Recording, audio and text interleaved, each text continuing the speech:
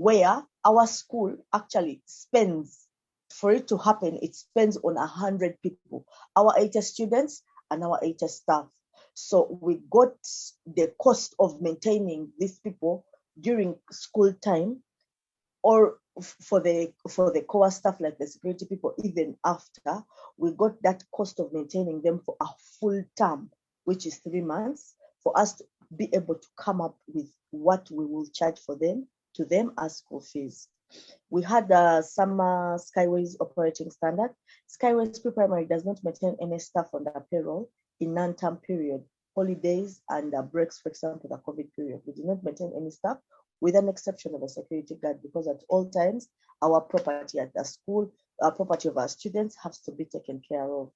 Skyways Pre-Primary is a profit-making school with all revenue contribution recovered from school dues.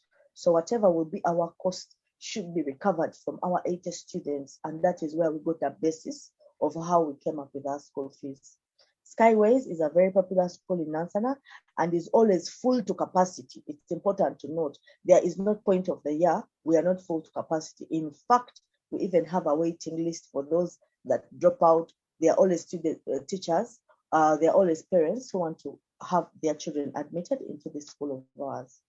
The pre-primary section of Skyways operates autonomously from the other section of the school, such as the lower primary and upper primary.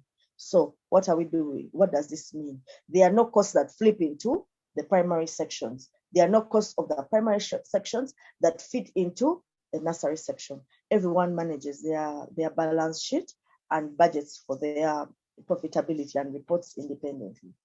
Skyways Pre-Primary endeavors to provide a well-balanced diet for the learners to foster proper education. Why is this important? Because we have a significantly high cost in food. So it's important that we understand the fact that it is the school values the fact that children have to be fed well for them to study well and get the education that they require. So we went else to produce what we call our expense schedule. And this expense schedule usually is something that is a standard document that we use. Why is it so? Because annually our suppliers they bid for these services and they confirm the price that they'll give us through the year, and this can only be revised on an annual basis because our suppliers have fixed prices for how much they give us these items. So we first looked into the salaries of all our 20 teachers at their rate for those periods. You're going to notice that some of them, like the Ascaris, their unit, which is a monthly payment, is 4 months, because we talked about the fact that they are paid throughout the year, because whether the school is on or not on, they have to be paid. And then you notice the teachers, the cooks, the nuns, the office administrators, the nurses, the secretary, for them they're only paid within the term period, because that is something that we have to take on seriously. We also have our part-time teachers. Our part-time teachers are paid on a monthly, they're paid per session, and their payment rate is 20,000. So the music teacher comes in twice every week, and if our term has 12 weeks and 60 days, that will come into 24 times. And then our dance teacher who comes in once gets 12 times of that pay. We also budgeted for the utilities, as you can see in our presentation. Then we went ahead and also budgeted for the food, like I talked about earlier. This is how much we spend on food. Throughout the term, we use 10 bags of rice, 20 bunches of matoke, 5 sacks of Irish potatoes. We have some 5 bags of rice, 1 bag of peanuts. We give our children some chicken. Then there are chicken spices. Those ones you can't exactly say now, Royco, this, and those other fresh market supplies. We budget for them at once, and we know how much we spend on them weekly. We get this figure, and they spend on it on a weekly basis. They put this aside for butunguru, onions, tomatoes, etc. Then, of course, we use some sugar. Our children eat some bread. So we also got into the stationery and listed down the things that we use per term. And then we came up with a full expense sheet with a total of 9,621,000. That is how much we spend on the school in 3 months. So if we are using our cost-based pricing, like we talked about earlier, we apply a 50%, and our markup is 50%. We apply a 50% on our total expense figure to get an expected revenue collection of 41, because all this money has to be collected from the students. So when we get our expected revenue, we get our number of pupils, divide it, and we get a figure of 930,000. We rounded off to 930,000, but there is also a development contribution. This development contribution was meant to contribute to buying the van, and this van is going to still be used by the students when they are going for education studies, for example, to the zoo, to the museum, among other things. We also talked about disadvantages of cost-based pricing. The approach sets costs solely to the context of internal physical need and tend to ignore the external place. It can strongly work with institutions with high demand. That is one of the disadvantages. And like we've told you, like I mentioned earlier, our school is on high demand because of the quality and standard that it has set. Other pricing options we could have considered: competitor-based pricing,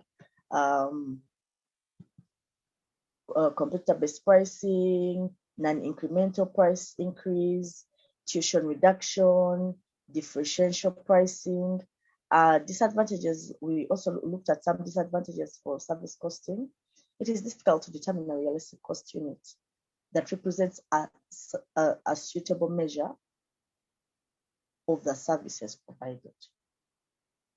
It's hard. For example, you notice that when we went to the kitchen, we had to put a full amount because it is very difficult to send out today. We've got tomatoes of 500, but we just always have to budget within that area, because those are services that can't be tendered to different vendors. Our conclusion: generally, schools use some contribution of this strategy based on their market position and physical circumstances. Using cost-based costing, we are able to come up with a fee of 980,000 per pupil. We rounded off the small figures because it's difficult to balance these things. Our school maintains 80 pupils, 20 staff per term at a cost of 49,651,000 shillings, and with an expected markup of 50% and an additional development fees for the contribution. We are trying to justify how we came up with a figure of 980. The expected revenue per term is going to be 74,431,500 shillings for the school to remain profitable while operating at its maximum capacity. Maximum capacity in terms of full staff, we have a full staff base, we have full enrollment for the school. How are we justifying our fees? One, and a very important point in the school, is the high quality of education offered and standards set at the school. And then the other one is the cost incurred from an accounting perspective. The cost incurred for our school to remain profitable, we have to put in consideration the costs we've incurred and the markup we've decided to put on the school. And when you calculate that too, based on what the board has decided, we recover under costs. That is one of our other justifications. Then the other justification is success of admissions to affluent schools of the people hailing from Skyways Primary School.